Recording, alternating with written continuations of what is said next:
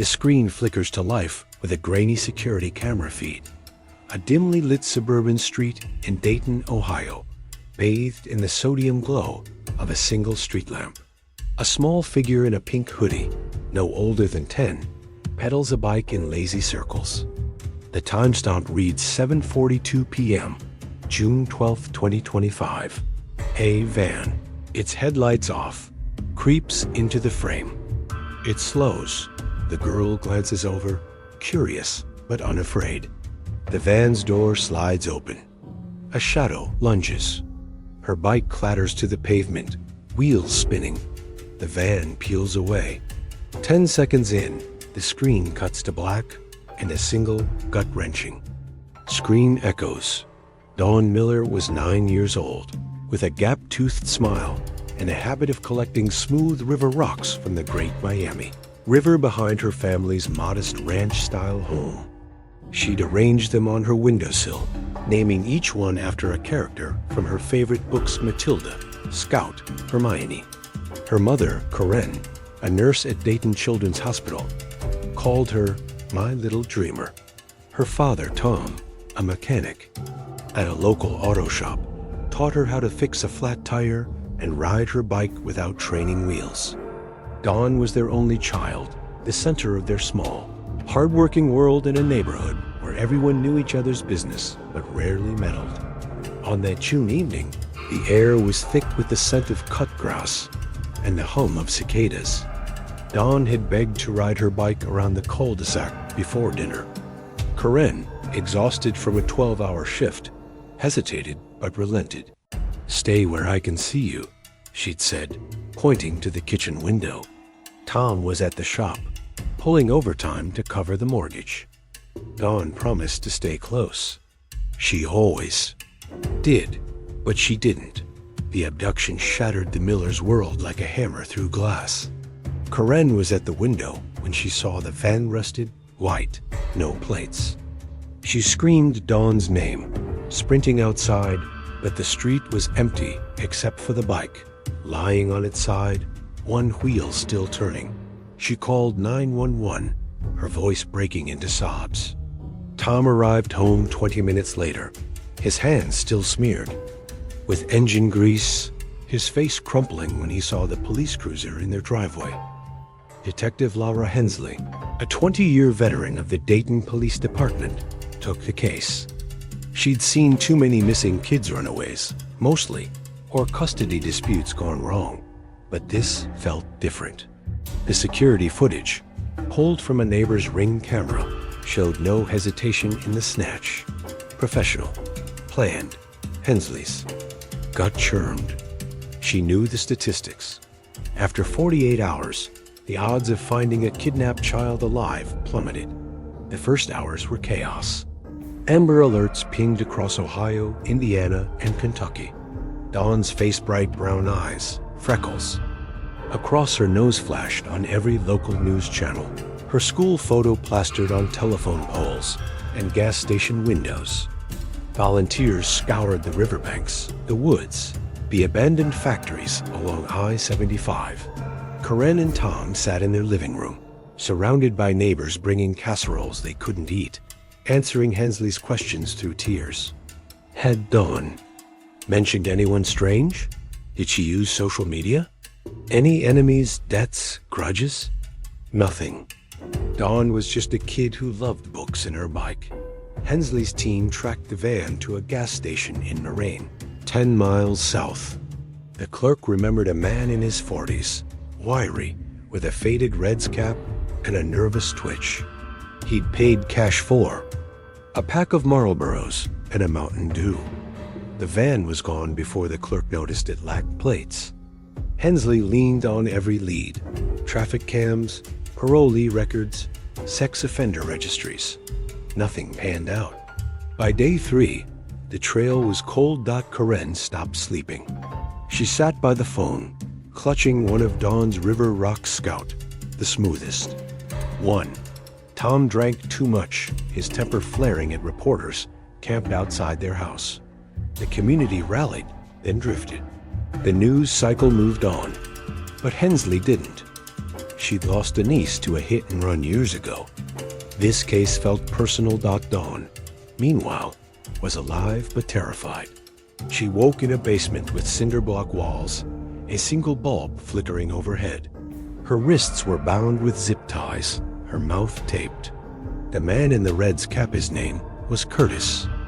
Ray, though she didn't know it, sat on a folding chair, watching her. He didn't speak much, but his eyes were cold, like the river in winter. The basement smelled of mildew and motor oil. There was a mattress, a bucket, a bottle of water. No windows. No sound but the drip of a leaky pipe. Curtis wasn't a stranger to crime. A drifter with a rap sheet, petty theft, assault, a stint in Mansfield for breaking and entering. He'd been invisible most of his life, but this was different. He'd watched Dawn for weeks, learning her routine, her parents' schedules. He wasn't after ransom. The Millers had no money. This was about control, about taking something pure and breaking it. He'd done it before, years ago, in another state, under another name. That girl hadn't been found. Dawn, though, was sharp. She'd read enough books to know fear could kill her faster than Curtis. She watched him, noting his habits. The way he chain-smoked when nervous, the way he left the basement door unlocked. When he went upstairs to eat, she didn't cry after the first day. She asked for food, for a blanket, her voice steady despite the terror clawing her chest. Curtis seemed surprised, maybe impressed.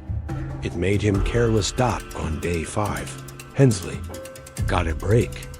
A trucker at a rest stop off I-70 reported a white van with a dented rear bumper, parked for hours. The driver matched the gas station description. Red's cap, twitchy. Hensley's team descended, but the van was empty, wiped clean. Forensics found a single hair brown, 9 inches long, a match for Dawn's. It was something, but not enough. Karen and Tom clung to hope, though it was fraying. Karen started attending a support group for parents of missing children, her eyes hollow. Tom quit his job, unable to focus, and spent days driving aimlessly, searching for the van. Their marriage strained under the weight of guilt and grief. Karen blamed herself for letting Dawn ride her bike. Tom blamed himself for not being there. In the basement, Dawn waited. On day 7, Curtis left the door unlocked again. She'd loosened her zip ties by rubbing them against the rough edge of the mattress frame. Her wrists bled, but she didn't care. When she heard Curtis's boots on the stairs, she slipped free, grabbed a rusty wrench from a toolbox, and hid behind a stack of crates. Her heart pounded so loud she thought he'd hear it. Curtis entered, carrying a sandwich wrapped in foil. He froze when he saw the empty mattress. Dawn swung the wrench, catching him in the knee. He howled, stumbling, and she ran up the stairs, through a cluttered kitchen, out a back door into blinding daylight. She didn't know where she was, but she kept running, bare feet slapping gravel, until she reached a gas station. The clerk, a grandmotherly woman, saw Dawn's torn clothes and called the police. Hensley was there in 20 minutes. Dawn was shaking, wrapped in a blanket, but alive. She told Hensley everything. The basement, the man, the Red's cap. Curtis was gone by the time police raided the house, a rundown rental in Xenia, but they found Dawn's hoodie and a pack of Marlboros.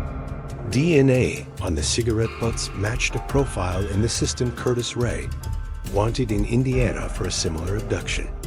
In 2018, the reunion at the hospital was raw. Karen sobbed, holding Dawn so tight she could barely breathe. Tom broke down, his big hands trembling as he touched her face. Dawn was quiet, her eyes distant, but she clutched Scout, the river rock which Karen had brought from home. Curtis was caught 3 weeks later in a motel outside Cincinnati, betrayed by his own habits. A clerk recognized the Red's cap from an Amber Alert update. He confessed, hoping for a deal, but the evidence was overwhelming. Dawn's testimony, delivered in a courtroom packed with reporters, was steady, her voice clear. She described the basement, the wrench, the run. The jury took 2 hours to convict. The Millers tried to rebuild. Dawn went to therapy, her collection of rocks growing as she added new ones, unnamed, as if she wasn't ready to give them stories yet. Karen and Tom went to counseling, learning to forgive each other. The community raised money to replace Dawn's bike, but she never rode it. Some wounds don't heal clean. Hensley visited Dawn on her 10th birthday, bringing a small, smooth stone from her own backyard. "For your collection," she said. Dawn smiled, just a little, and named it Lavra. The screen fades to black, the sound of cicadas rising. A title card appears. Dawn Miller returned home on June 19, 2025. Curtis. Ray was sentenced to life without parole. The search for missing children continues.